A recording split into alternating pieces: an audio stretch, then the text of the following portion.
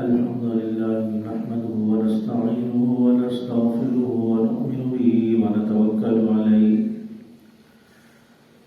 ونعوذ بالله من شرور أنفسنا ومن سيئات أعمالنا من يهده الله فلا مضل له ومن يضلله فلا هادي له ونشهد أن لا إله إلا الله وحده لا شريك له ونشهد أن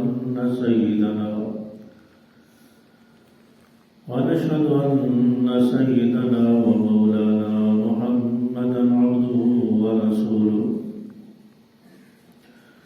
المبعوث إلى الأسود والأحمر لتتميم مكارم الأخلاق لا يخلق نبي ولا رسول بعده ولا أمة بعد أمتي ولا شريعة بعد شريعته ولا كتاب بعد كتابه وصلى الله تعالى على خير خلقه محمد وعلى آله وأصحابه الذين هم خلاصة العرب العرباء وخير الخلائق بعد الأنبياء أما بعد فأعوذ بالله من الشيطان الرجيم بسم الله الرحمن الرحيم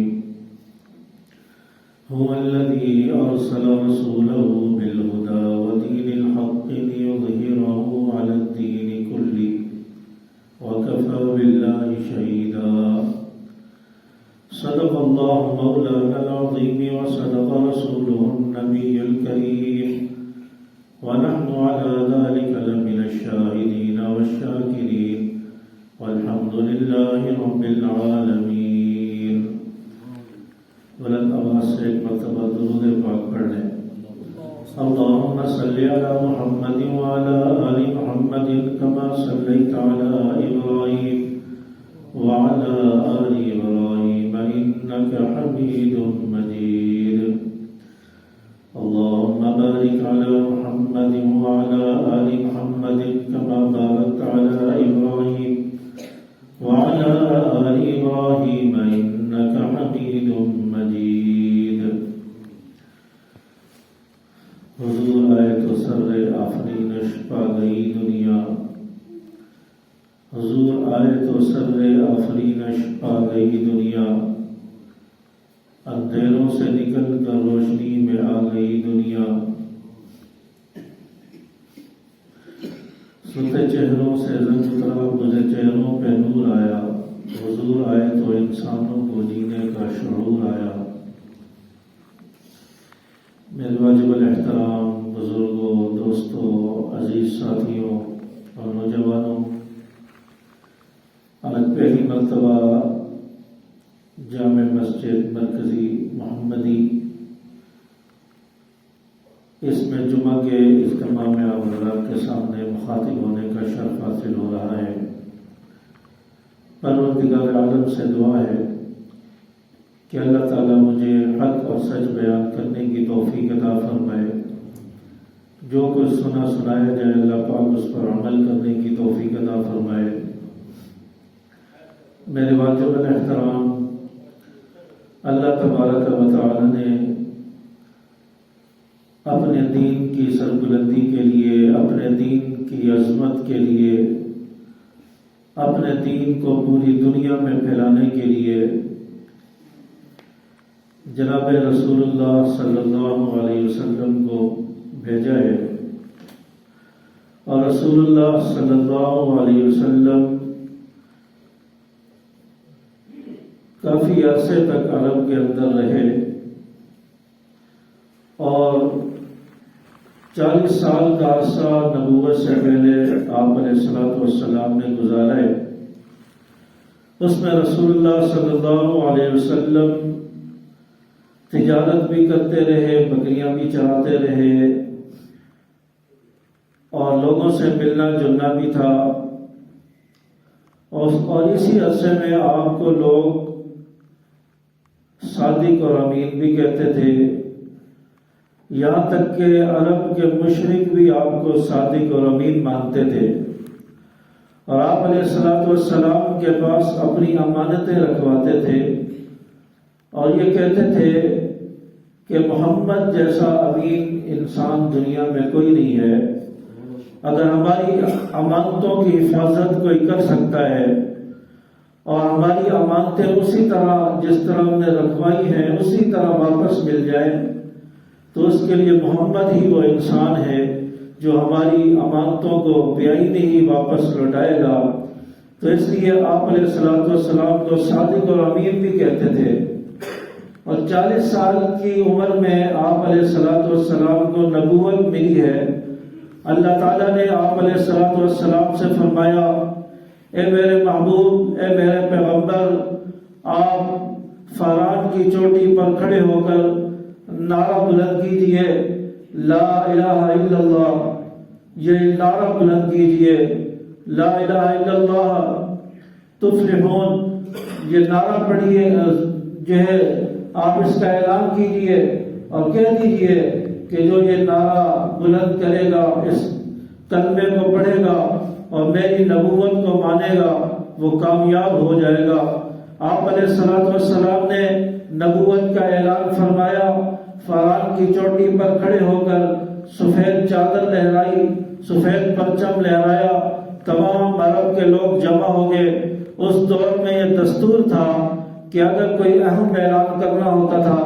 کوئی اہم بات کرنی ہوتی تھی، اگر سفید پرچم لہرا دیا جاتا تھا، عرب کے لوگ سمجھتے تھے کہ یہاں کوئی اہم بات ہونے والی ہے، اہم اعلان ہونے والا ہے، تو سب لوگ جمع ہو جاتے تھے. چاچا آپ علیہ السلام نے بھی ایسے ہی کیا اور سفید پرچم لہرایا. عرب کے سارے لوگ، سارے مشرک جمع ہو گئے اور وہاں پر جب نبی نے اعلان فرمایا قولوا لا الہ الا اللہ تفلحون، لا الہ الا اللہ پڑھ لو کامیاب ہو جاؤ گے، فلاح پا جاؤ گے، تو آپ علیہ السلام کا یہ اعلان کرنا تھا کہ آپ کے لوگ مخالف ہو گئے، لوگ آپ کے دشمن ہو گئے، آپ کے جانی دشمن بن گئے. یہاں تک کہ ایک شخص مجمع سے آگے بڑھتا ہے، اس نے آپ علیہ السلام کے چہرے مبارک پر ایک پتھر پھینکا اور اس پتھر سے آپ علیہ السلام کا چہرہ زخمی ہو جاتا ہے. اور یہ پتھر پھینکنے والا کوئی عام انسان نہیں تھا، پتھر پھینکنے والا کوئی انجان آدمی نہیں تھا، پتھر پھینکنے والا کوئی غیر قبیلے کا انسان نہیں تھا، بلکہ پتھر پھینکنے والا وہ شخص تھا جو آپ علیہ السلام کا سگا چچا ہے. آپ علیہ السلام کا چچا ابو لہب تھا، جس نے آپ علیہ السلام کو پتھر مارا. آپ علیہ السلام کی آنکھوں سے آنسو آ گئے.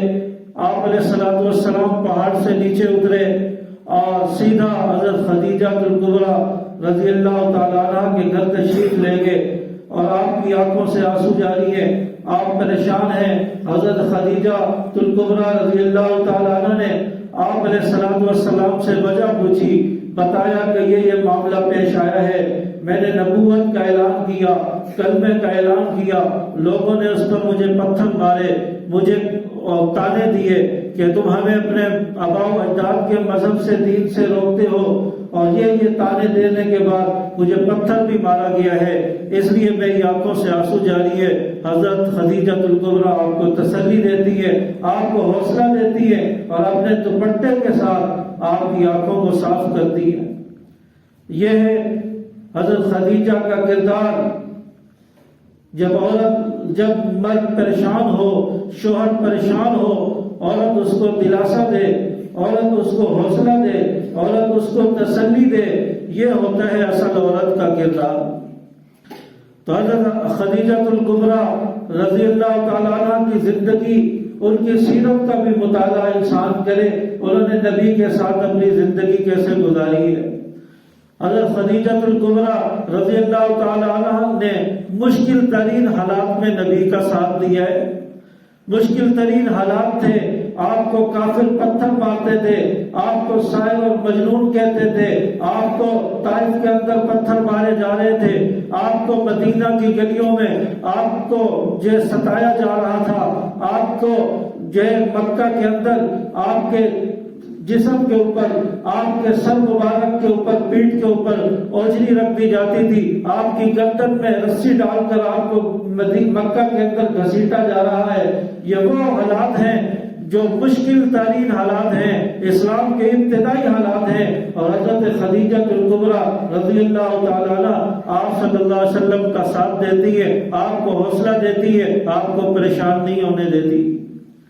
جب عورت کا ساتھ ہو، عورت اچھی ہو، عورت کا کردار ایسا ہو تو مرد بھی پھر ڈٹ جاتا ہے، مرد کو بھی حوصلہ ملتا ہے، مرد کے پھر دل میں بھی جو خوف پیدا نہیں ہوتا۔ اس لیے انسان اپنی عورتوں کو بھی ایسا بنائے، ان کو بھی یہ تعلیم دے کہ نبی کی بیویوں نے، نبی کی ازواج مطہرات نے نبی کے ساتھ کیسا وقت گزارے۔ آج اگر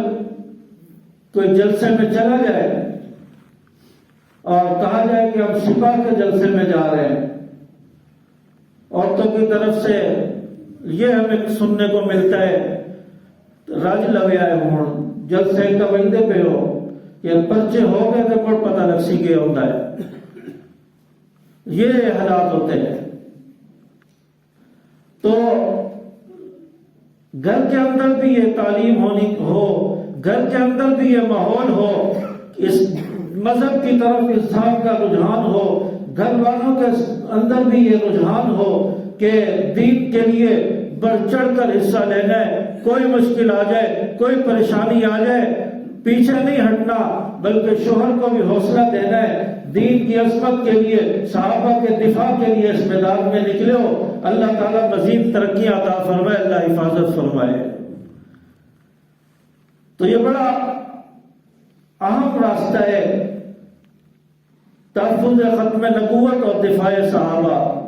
بڑا عظیم راستہ ہے۔ اس پر بزرگوں نے قربانیاں دی ہیں، اس پر بڑے بڑے علماء شہید ہو گئے، بڑے بڑے لوگوں نے قربانیاں دی ہیں، اکابر نے قربانیاں دی ہیں، اس کے لیے مارے بھی کھاتے رہے، اس کے لیے مشکلات بھی برداشت کرتے رہے، لیکن پیچھے نہیں ہٹے، حوصلے پست نہیں ہوئے، استقامت کا پہاڑ بن کر کھڑے رہے۔ تو اس لیے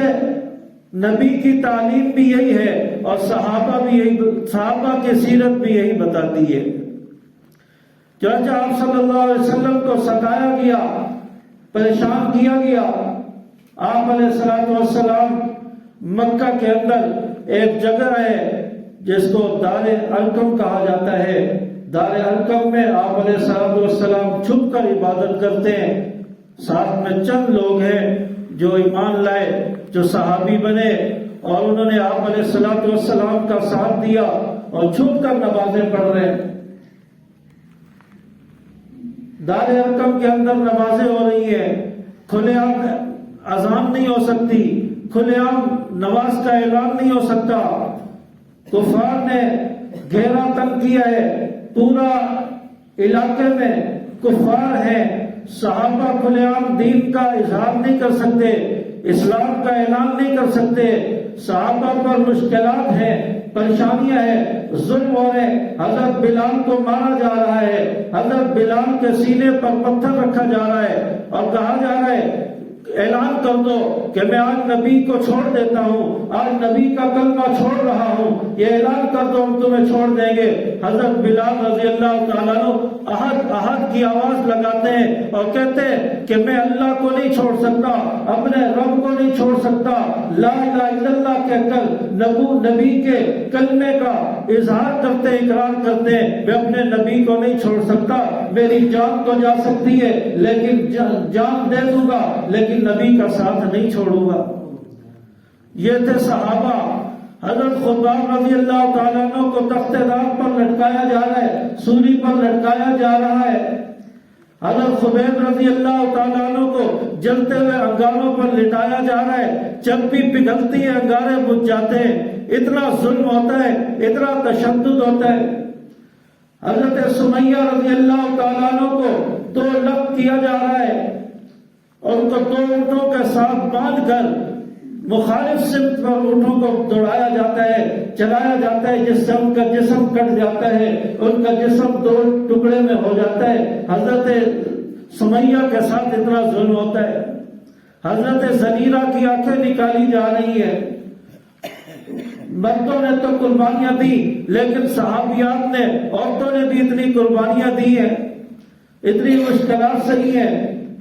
تو اسلام قربانی مانگتا ہے، اسلام عظمت مانگتا ہے، اسلام بہادری اور دلیری مانگتا ہے۔ اسلام کہتا ہے دین کی سربلندی کے لیے، دین کی عظمت کے لیے نکل جاؤ، پھر اس کے لیے مدد کرنا پھر اللہ کا کام ہوتا ہے۔ جب انسان اپنا قدم بڑھاتا ہے پھر اللہ کی مدد بھی ساتھ آتی ہے۔ آپ علیہ الصلوۃ والسلام کو حکم ہوا کہ بدر کے میدان میں آ جاؤ، کفار نے مقابلہ کرنے کا اعلان کر دیا، کفار میدان میں آ گئے، سامنے 1000 کا لشکر ہے، صحابہ کی تعداد صرف 313۔ نبی کریم صلی اللہ علیہ وسلم فرماتے میری جماعت تو تھوڑی سی ہے، نہ کوئی سامان ہے، نہ کوئی اسلحہ ہے، نہ کوئی گھوڑا ہے، نہ کوئی زیرے، نہ تلواریں ہیں، میرے ساتھی تو نہتے ہیں، اور یہ غریب لوگ، یہ چند صحابہ ہیں، میں ان کا مقابلہ کیسے کروں گا؟ آپ علیہ الصلوۃ والسلام اللہ سے دعا کر رہے، گڑ گڑا کے دعا مانگے، یا اللہ آج تیرے دین کی سربلندی کے لیے میدان میں نکل پڑا ہوں، میرے مقابلے میں اتنے دشمن ہیں، 1000 کی تعداد میں میرے ساتھیوں کی، صحابہ کی تعداد تو 313 ہے اور نہتے ہیں، آج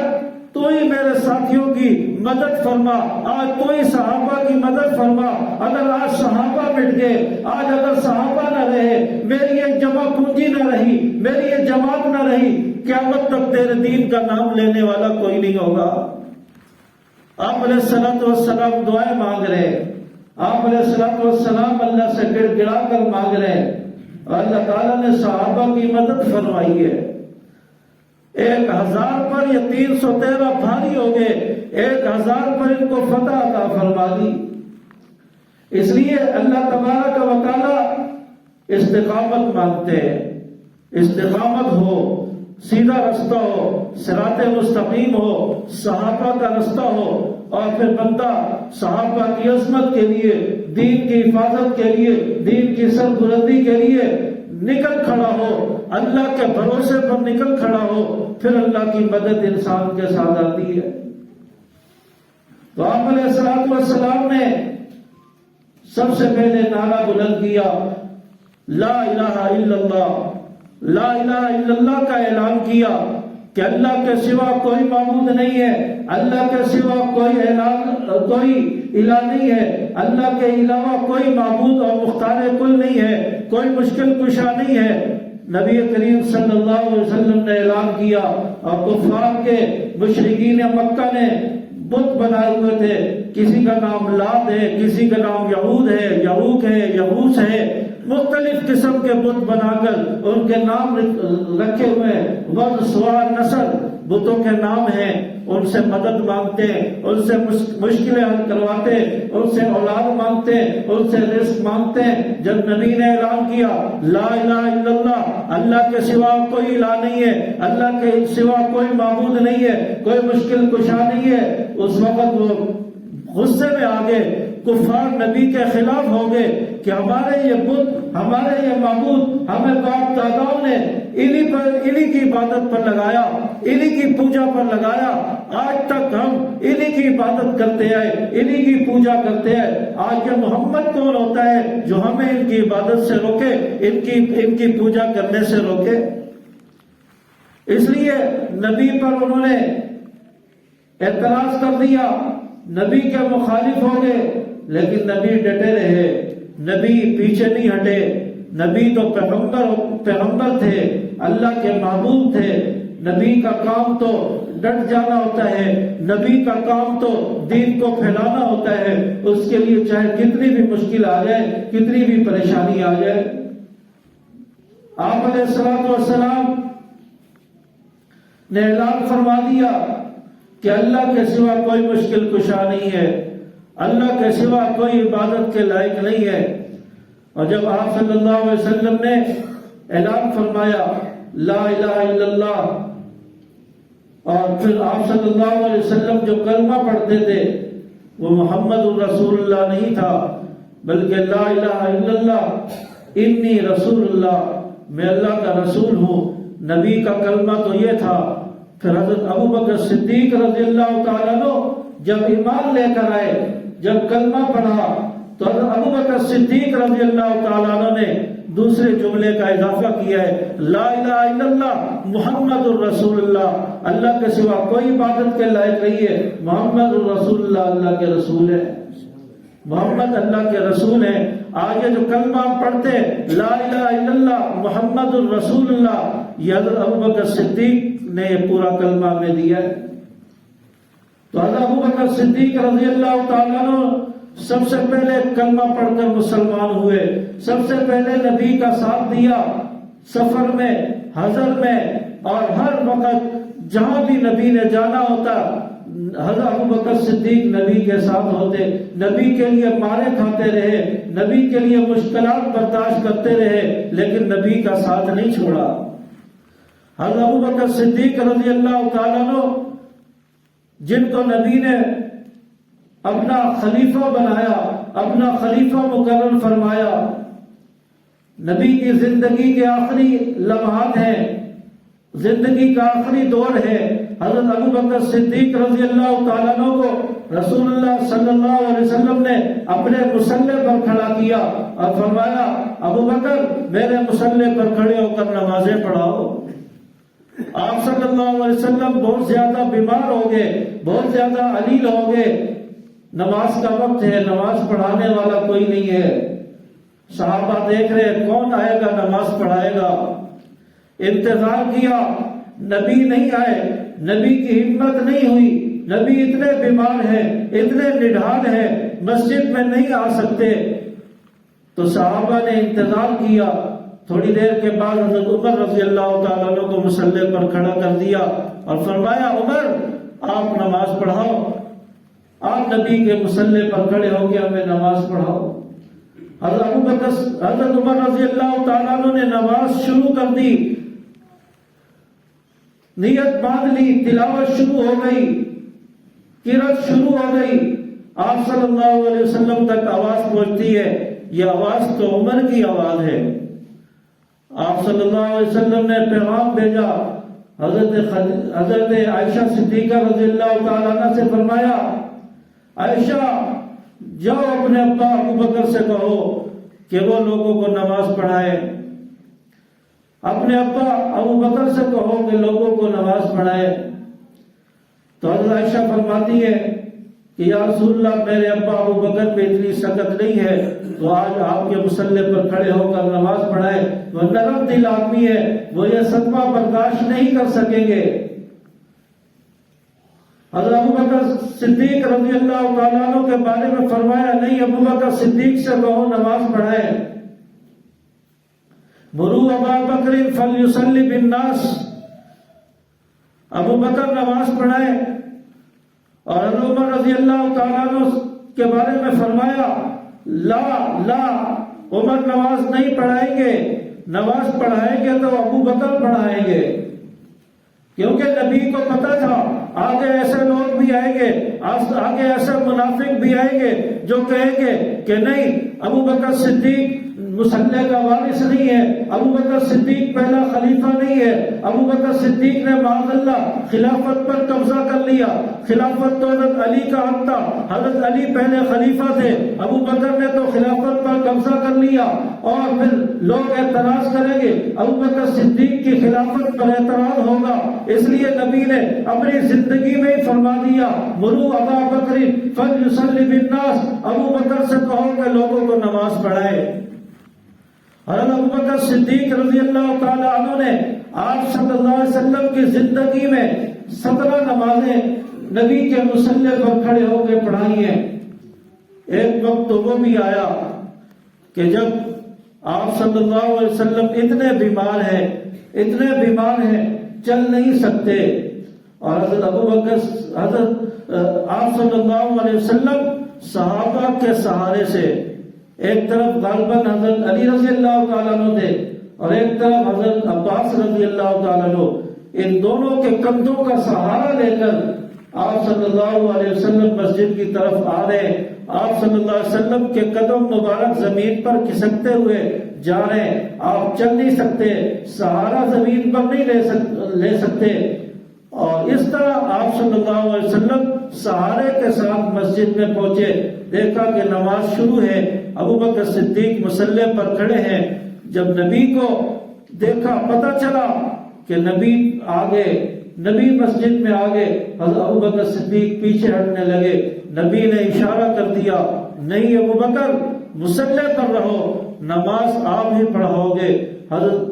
آپ صلی اللہ علیہ وسلم حضرت ابو بکر صدیق کے ساتھ انہوں نے بھی نماز پڑھی، حضرت ابو بکر صدیق کی ابتدا میں نماز پڑھی، پیچھے صحابہ نے بھی نماز پڑھی، حضرت علی رضی اللہ تعالیٰ عنہ نے بھی نماز پڑھی۔ اور نبی نے بتایا کہ میرے بعد، میرے دنیا سے جانے کے بعد اگر کوئی میرے مصلی کا وارث ہوگا وہ ابو بکر ہوگا۔ حضرت ابو بکر صدیق رضی اللہ تعالیٰ عنہ کی خلافت کی تائید آپ صلی اللہ علیہ وسلم نے خود فرمائی ہے، اور آپ صلی اللہ علیہ وسلم نے مصلی حضرت ابو بکر صدیق رضی اللہ تعالیٰ عنہ کے حوالے کیا، اور حضرت ابو بکر صدیق رضی اللہ تعالیٰ عنہ کو اپنا نائب اور اپنا خلیفہ بنایا۔ اس پر کسی کو بھی اعتراض نہیں ہوا، نہ حضرت عمر رضی اللہ تعالیٰ عنہ کو اعتراض ہوا، نہ حضرت عثمان رضی اللہ تعالیٰ عنہ کو اعتراض، نہ حضرت علی رضی اللہ تعالیٰ عنہ کو اعتراض، نہ حضرت زبیر رضی اللہ تعالیٰ عنہ کو، نہ حضرت طلحہ رضی اللہ تعالیٰ عنہ کو، نہ حضرت حسنین کو، کسی کو بھی کوئی اعتراض نہیں ہوا۔ اعتراض ہوا تو وہ آج کا طبقہ جو کہتا ہے ابو بکر نے تو خلافت پر قبضہ کر لیا، وہ طبقہ اعتراض کرتا ہے۔ اس دور میں کسی کو اعتراض نہیں ہوا، اور حضرت علی رضی اللہ تعالیٰ عنہ نے بھی 2 سال تک حضرت ابو بکر صدیق رضی اللہ تعالیٰ عنہ کے پیچھے نمازیں پڑھی ہیں۔ اگر حضرت علی رضی اللہ تعالیٰ عنہ کی خلافت پر قبضہ ہوتا اور ابو بکر صدیق قبضہ کر لیتے تو آپس میں ان کی لڑائی ہو جاتی تھی، آپس میں لڑائی ہوتی تو پھر حضرت علی رضی اللہ تعالیٰ عنہ کہہ سکتے تھے کہ میں ابو بکر کے پیچھے نماز نہیں پڑھتا، ابو بکر صدیق نے تو میری خلافت پر قبضہ کیا ہے۔ تو حضرت ابو بکر صدیق کی خلافت پر کسی کو اعتراض نہیں ہوا، حضرت علی رضی اللہ تعالیٰ عنہ تو پیچھے کھڑے ہو کے نمازیں پڑھ رہے ہیں۔ تو اس لیے نبی نے پہلا خلیفہ حضرت ابو بکر صدیق رضی اللہ تعالیٰ عنہ کو بنایا ہے، اور حضرت ابو بکر صدیق رضی اللہ تعالیٰ عنہ نے نبی کا ہر موقع پر ساتھ دیا ہے۔ نبی کی زندگی میں ایک وقت وہ بھی آیا جب دار الندوہ کے اندر اجلاس ہو رہا ہے،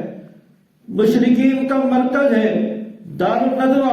اس کے اندر اجلاس ہو رہا ہے کہ نبی کو راستے سے ہٹایا جائے، نبی ہمارے معبودوں کو برا بھلا کہتا ہے، ہمارے بتوں کو برا بھلا کہتا ہے، نبی کو راستے سے ہٹایا جائے، نبی کا راستہ روکا جائے۔ اس کے لیے اجلاس ہو رہا ہے، مشورے ہو رہے، پلاننگ ہو رہی ہے، کس طرح نبی کو راستے سے ہٹایا جائے، مشورہ ہو رہا ہے، رائے دی جا رہی ہے۔ کسی نے کہا کہ نبی کو جلا وطن کر دیا جائے اور مکہ سے نکال دیا جائے، یہاں پر نہ رہیں گے، نہ کوئی یہ بات کر سکیں گے۔ کسی نے کہا کہ نہیں، ان کو قید کر لیا جائے۔ ایک شیطان ابن شیطان، سب سے بڑا ابلیس جو ابو جہل تھا، وہ شیطان کے روپ میں آیا اور وہ آ کر کہنے لگا کہ یہ سارے مشورے غلط ہیں، جلا وطن کرو گے ایک نہ ایک دن پھر آ جائیں گے، قید کرو گے ایک نہ ایک دن رہا کرنا پڑ جائے گا، چھوڑنا پڑ جائے گا۔ میرا مشورہ یہ ہے کہ نبی کو قتل کر دیا جائے، اور قتل کرنے کے لیے کوئی ایک شخص کا انتخاب نہ کیا جائے، بلکہ کئی سارے قبیلے مل کر مشورہ کر کے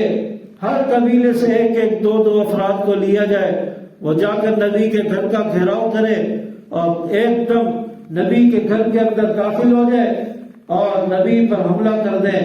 نبی کو معاذ اللہ قتل کر دیا جائے، اور پتہ بھی نہیں چلے گا کس نے قتل کیا، کسی ایک قبیلے کا نام بھی نہیں آئے گا۔ سب نے کہا کہ اس شیطان کی بات بڑی اچھی ہے، اس شیطان ابو جہل کا مشورہ بڑا زبردست ہے۔ چنانچہ اس پر عمل ہوا، اور رات کی تاریکی میں یہ سارے مشرکین مکہ ابو جہل کی قیادت میں نبی کے گھر پہنچ گئے، نبی کے گھر کا گھیراؤ کر لیا گیا،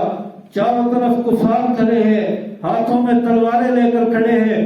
کہ موقع ملے ہم نبی کے گھر میں داخل ہو جائے اور نبی کو قتل کر دیا جائے۔ ادھر اللہ تعالیٰ نے وہی بھیج کر نبی کو بتا دیا کہ آج آپ کے قتل کا منصوبہ بن چکا ہے، باہر کافر کھڑے ہیں، آپ کے قتل کے ارادے سے کھڑے ہیں۔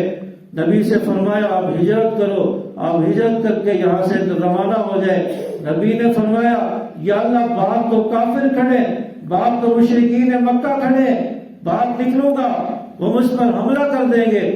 آپ علیہ الصلوۃ والسلام سے اللہ نے فرمایا کہ آپ اپنے ہاتھ میں مٹی لیں، اپنے ہاتھ میں مٹی لے کر اس مٹی کو پھینکیں، ہوا میں پھینک دیں۔ فرمایا وہ تو چاروں طرف کھڑے ہیں، مٹی میں کس طرف پھینکوں؟ اللہ نے فرمایا کسی ایک طرف مٹی پھینک دینا، میرے نبی آپ کا کام ہے، اس مٹی کو چاروں طرف پھیلا دینا تیرے رب کا کام ہے۔ اور پھر نبی نے اللہ کے نام کے ساتھ مٹی کو پھینکا، اللہ تعالیٰ نے اس مٹی کو چاروں طرف پھیلایا، سب کافروں کی آنکھوں میں مٹی پھیل گئی اور ان کی آنکھیں بند ہو گئی اور نبی وہاں سے روانہ ہو گئے، کسی کو پتہ بھی نہیں چلا۔ اللہ تعالیٰ نے ایسے حفاظت کی ہے، اور جب رب حفاظت کرنے پر آئے تو پھر ایسے ایسے اسباب پیدا کر دیتے ہیں، عقل دنگ رہ جاتی ہے، عقل حیران رہ جاتی ہے۔ کتنے کتنے حملے ہوئے، علامہ اعظم طارق شہید رحمت اللہ علیہ پر کتنے حملے ہوتے تھے، کتنے حملے ہوئے، اللہ نے بچا کر دکھایا۔ لیکن جب شہادت آنی تھی، پھر شہادت آئی، پھر اس وقت اللہ تعالیٰ نے لکھ دیا تھا، وقت پورا ہو گیا، شہادت آ گئی، اور اس سے پہلے کتنے حملے ہوئے لیکن اللہ نے بچا کر دکھایا۔ حضرت علامہ غازی احمد فاروقی صاحب دامت برکاتہم، ان کے اوپر کراچی کے اندر، ہمارے شہر کراچی میں ایک حملہ ہوا، بڑا زبردست قسم کا حملہ کیا گیا، چاروں طرف سے گھیر کے گاڑی پوری گولیوں سے چھلنی ہو گئی، کوئی آدمی باقی نہیں بچا، ڈرائیور وہ شہید ہو گیا، گاڑی میں گنمین تھے وہ شہید ہو گئے، پیچھے ایک پولیس کی موبائل تھی، وہ سارے پولیس والے شہید ہو گئے۔ لیکن اللہ تعالیٰ نے حضرت فاروقی صاحب کی حفاظت فرمائی ہے، بچا کر دکھایا ہے، اور اللہ نے فرمایا ہے میں بچانے پر آؤں تو گولیوں کی بوچھاڑ میں بھی بچا سکتا ہوں۔ تو اس لیے اللہ پر انسان کا یقین ہونا چاہیے۔ موت کا ایک وقت مقرر ہے، موت ایک وقت پر آئے گی، اور کوئی اللہ بچانا چاہے کوئی کسی کو نہیں مار سکتا، اگر اللہ مارنا چاہے کوئی کسی کو نہیں بچا سکتا۔ یہ تو ہمارے سامنے کے حالات ہیں۔ تو اللہ تعالیٰ نے نبی کی بھی حفاظت فرمائی ہے۔ نبی وہاں سے اپنے گھر سے روانہ ہوئے، سفر شروع کیا، سیدھا ابوبکر صدیق کے گھر پہنچے، اور ہجرت کا وہ سفر، وہ بڑا عظیم سفر ہے، وہ حضرت ابوبکر صدیق کی وفاؤں کو یاد دلاتے، اور حضرت ابوبکر صدیق کو اپنے ساتھ لیا ہے، اور غار کے اندر، غار ثور میں 3 دن پناہ لی ہے، اور حضرت ابوبکر صدیق رضی اللہ تعالیٰ عنہ نے نبی کو آدھے راستے میں اپنے کندھوں پر بٹھا لیا اور اپنے کندھوں پر سوار کر کے غار تک لے کر گئے ہیں۔ جو لوگ آج عمرے پر گئے ہیں وہ انہوں نے دیکھا ہوگا کہ وہ غار کتنی اونچائی پر ہے، کتنی بلندی پر ہے، انسان خود چڑھ کر اوپر آسانی سے نہیں جا سکتا، بڑی مشکل ہوتی ہے، لیکن ابوبکر صدیق تو نبوت کو اٹھا کر اپنے کندھے پر بٹھا کر نبوت کو لے کر گیا ہے، بار نبوت کو اٹھا کر اس غار تک پہنچا ہے۔ آج تو اسٹیپ بن گئے، سیڑھیاں بن گئی، اس وقت تو یہ اسٹیپ بھی نہیں تھے، یہ سیڑھیاں بھی نہیں تھی، یہ رستے بھی نہیں تھے۔ ابوبکر صدیق نے نبی کو اٹھا کر کیسے اوپر چڑھے ہوں گے، کیسے غار تک پہنچایا ہوگا۔ یہ ابوبکر صدیق کی قربانی، ابوبکر صدیق کی جو ان کی لگن ہے، ان کا جذبہ ہے، ان کی یہ محبت ہے نبی کے ساتھ کہ انہوں نے نبی کو اپنے ساتھ لے جا کر ہر مشکل، ہر پریشانی کو برداشت کر کے نبی کو کوئی پریشانی نہیں آنے دی۔ غار کے اندر بھی حضرت ابوبکر صدیق اپنے کپڑے پھاڑ پھاڑ کر غار کے اندر سوراخوں کو بند کرتے ہیں، ایک سوراخ رہ جاتا ہے، اس پر اپنی ایڑی کو رکھ دیتے ہیں کہ میں اپنا سانپ کا ڈنگ خود برداشت کر لوں لیکن نبی پر کوئی آنچ نہ آنے دوں، نبی تک کوئی کالا، کوئی ناک، کوئی بے ایمان نہ پہنچ سکے۔ ابوبکر صدیق نے تو اپنی جان کی پرواہ نہیں کی، اپنی ایڑی رکھ دی اور فرمایا کالے کے منہ پر ایڑی رکھ کے اس کی زبان کو بند کر دینا، اس کا منہ بند کر دینا، یہ بھی ابوبکر صدیق کی سنت ہے، ابوبکر صدیق کا طریقہ ہے۔